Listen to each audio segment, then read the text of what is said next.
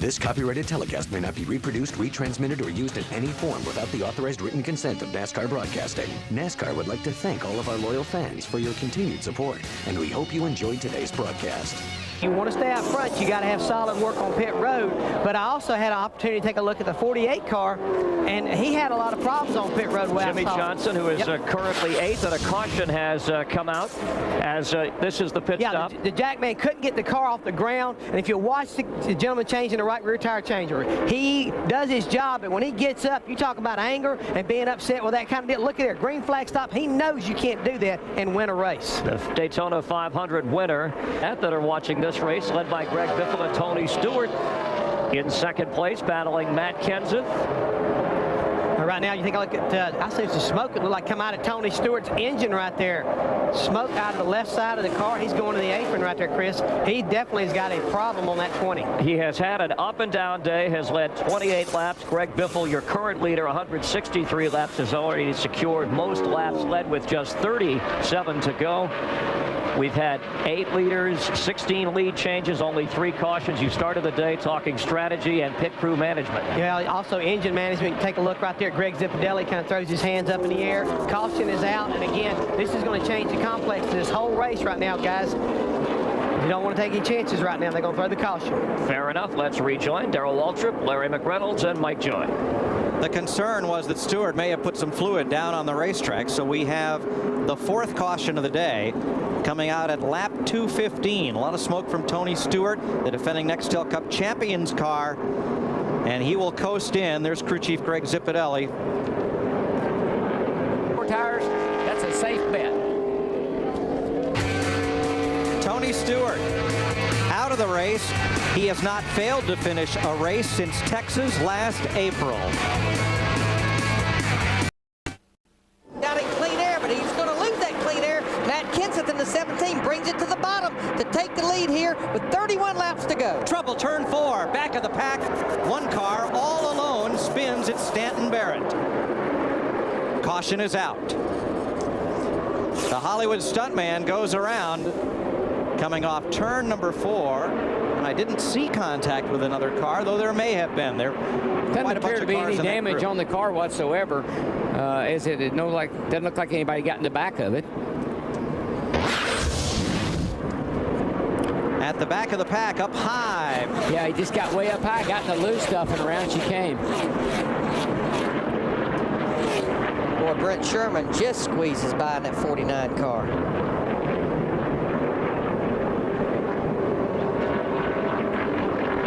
That way the driver can actually see when it's overheating, starting to spit water out. You can see it. Yeah, there it is. You can see it right there. It's just late in the race. He's 500 miles on a track like this. The old engine has had about all she wants. This is rush hour. Jimmy Johnson takes 3rd. And where did he come from?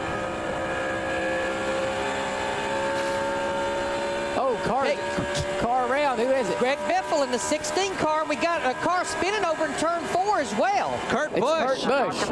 And nobody hits him. Yeah, I think Greg Biffle's engine was starting to let go on him. Well, you know, he complained about it, but I would have sworn it was the wind causing him trouble. Yeah, he's got smoke. But Darrell, we went 400 miles. We didn't have any cars fall out, and now here within about 10 laps we've had 3 cars that has had engine problems. Remember, that was one of the keys to this race is engine attrition in the last 100 miles. I know people probably say, well, you said it enough, but this is the most critical time when it comes to the engine department. We'll try and figure out what caused Kurt Busch to spin. I've got to believe some oil or fluids out of the 16 car. Or unless cars started checking up and he got hit from behind. That's possible. Now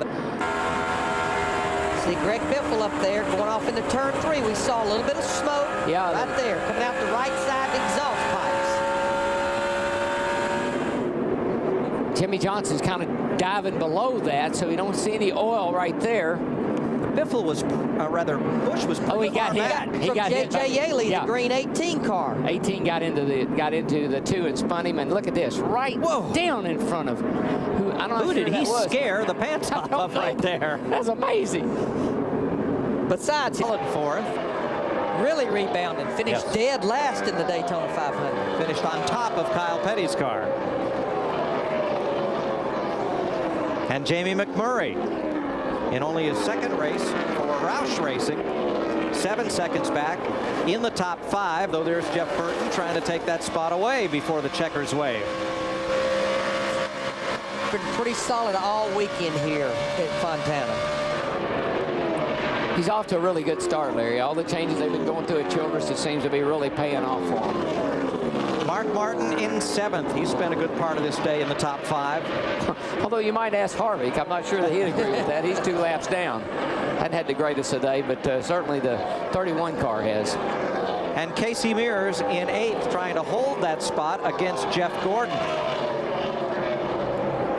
Making a really nice recovery. He had thought he had a tire problem at the same time that Tony Stewart did, and you see Jeff Gordon there hanging in there with just those 2 right side tires. When they made that move, they probably knew it was not going to be a race-winning move, but maybe catapult them into the top 10. Yeah, and that 18 car, Larry, on a restart, he kind of falls back, can't get going, but after several laps, he comes on strong, and he's chasing down the back of Gordon there, looking pretty fast. The rookie from Phoenix, second-generation driver J.J. Yaley, whose dad, Cactus Jack, longtime sprint car ace in the Southwest. J.J. Yaley needed this type of weekend. That race team needed this, the 18 team. Yeah, this is, in my opinion, this is the best race that J.J.'s driven so far in the few that he's been in, but he's very impressive today. Trouble for Scott Wimmer. Smoke up from underneath the car. Yeah, that looks like that's probably an engine problem. Yeah, I'd say so. Probably out the right side exhaust. 5 to go. Laps to go. Matt Kenseth's best previous finish here is 3rd. And caution is out. Only guy happy about that. Well, let's see. No, we're inside of 10 laps, so Jimmy Johnson would be happy about that. Matt Kenseth. And it goes. No, he's spun the tires. He's got that run. Here he comes. Casey Kane in the 9 definitely spun his tires. Carl Edwards in the 99 pulled to the inside of him. Here goes the 48. He had a run on him. He did it. He timed it just right.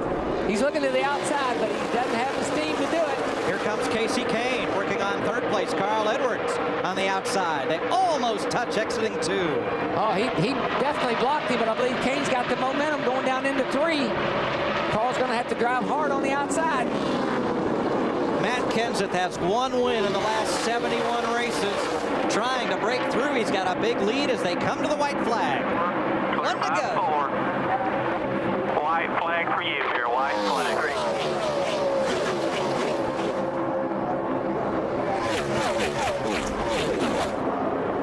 Here comes Carl Edwards in the 99 on the high side, trying to get that 2nd spot away from Jimmy Johnson in the 48. He got a heck of a run down there in 3 and 4 at the top, but he lost a little bit of ground that time off of 2. You watch him down here in turn 3, though. He's going to take it hard to the outside.